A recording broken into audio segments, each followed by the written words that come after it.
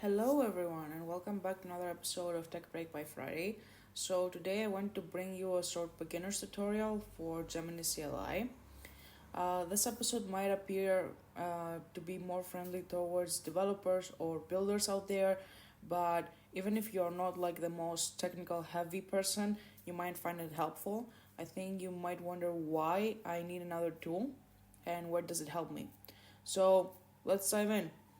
So let's talk a little bit about what is Gemini CLI. So Gemini CLI is an open source AI agent that brings Gemini's power directly into your terminal. So for everyone who's not aware, Gemini is the AI model from Google. It's basically like the ChatGPT version of OpenAI, but for Google. It provides lightweight access to Gemini, giving you the most direct path from your prompts to the model. It's not designed just for coding, but also for content generation and research tasks. It's a bit of a handy tool for your laptop.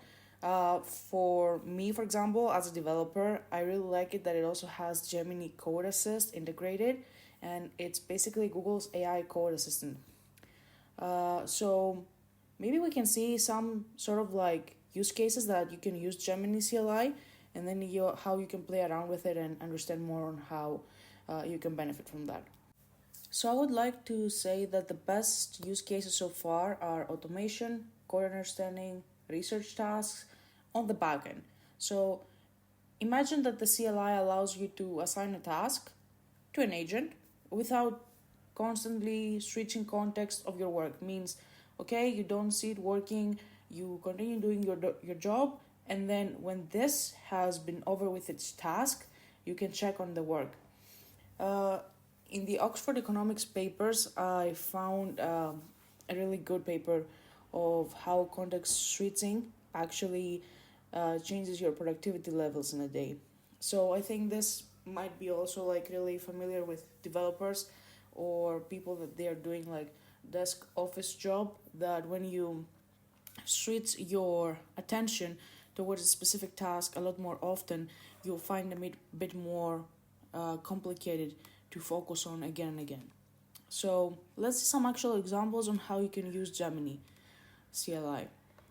First one, it's coding assistance, of course, and I would love to compare it with Cursor at some point and see how these two like can really go hands on hand with one another. Refactoring and debugging, so using Gemini CLI to analyze and interpret complex bugs or code bases. I like it for bugs. I think like when I don't understand something that someone else might wrote on a bigger project or like an open source project, I would definitely ask it to explain. And this option like on how to refactor maybe really large files for developer readability seems really useful to me. I would really though suggest like you always code review everything that Gemini writes. It's not 100% perfect, but it still can do a lot of your work, and then you can just like edit what you want. Third is research and content generation.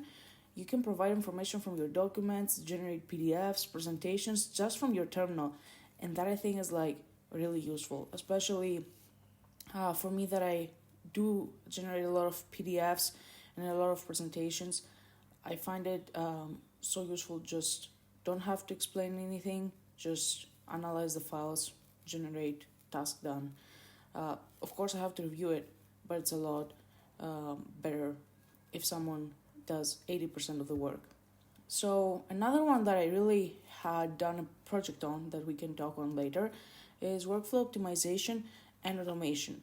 So you can design automation workflows that can utilize Gemini CLI, and you can enhance basically your automation processes. Documentation and communication, so you can create documentation and flowcharts for your projects, ask questions about complex solutions, and maybe system architecture. So if you really like designing your system architecture in some sort of like flowchart or Canva board or Miro board, I don't know, whatever, you can just like have the help of Gemini CLI do that for you. Accessibility and integration, so you can integrate Gemini CLI with multiple MCP servers, and that can actually be really good So you can have multiple tools that can be added to the power of Gemini CLI. So for everyone who doesn't know what an MCP server, so MCP stands for Model Context Protocol, and imagine it's like a framework or a language, we can say. So your agent can be connected with other tools or workflows, so you can have higher functionality. Before this protocol existed, we had to write basically an API for every tool, basically a structure of how this specific tool will communicate with your agent. Now you don't have to do that. You have an MCP server for your tool, and you can just directly combine it and create your workflow. So I think this is really useful. The free tier actually from Google, it's like really generous. I was really surprised when I saw it. You can start using Gemini CLI free of charge. Just log in with your personal Google account, and you have a free Gemini Code Assistance license. The free license gets you access to Gemini 2.5 Pro, and it's massive, like 1 million context window.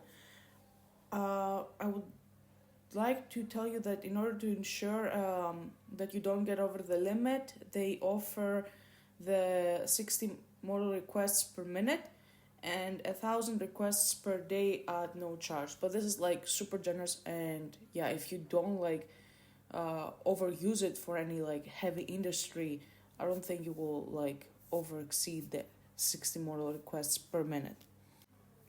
So this is the part that I'm like really excited to talk to you about. So I'll talk to you about my Gemini CLI automation workflow. So imagine that you never had to actually manually update your project documentation ever again.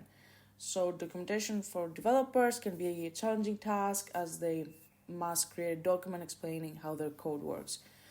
So my Gemini CLI GitHub MCP project is an automation tool that keeps your documentation up to date every time you push new updates to your code. So it utilizes Gemini CLI and a special integration, as we discussed before, MCP, and it runs seamlessly through GitHub Actions. So it's kind of a bit of an automation that I'm like really excited to use, and I have used it a bit so far. So I will leave the link down below. You can check it out.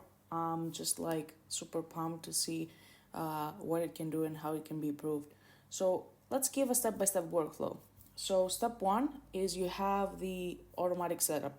The moment you push new code to your project, GitHub Actions kicks in and it sets everything up, prepares the workspace, and eliminates the need for manual installations. Step 2 is context selection. So MCP sweeps through your repository, it looks at your files, tracks issues, checks pull requests, and it has a complete picture of what's going on your project. Then you have step 3. So with all this context, the Gemini CLI utilizes AI to scan your latest code changes and automatically create a fresh, accurate documentation. So step 4 is your instant update. So the system commits these new documents, pushes them back to your repository, so your documentation is always up to date and you don't have to lift a finger. So let's see why this matters so much.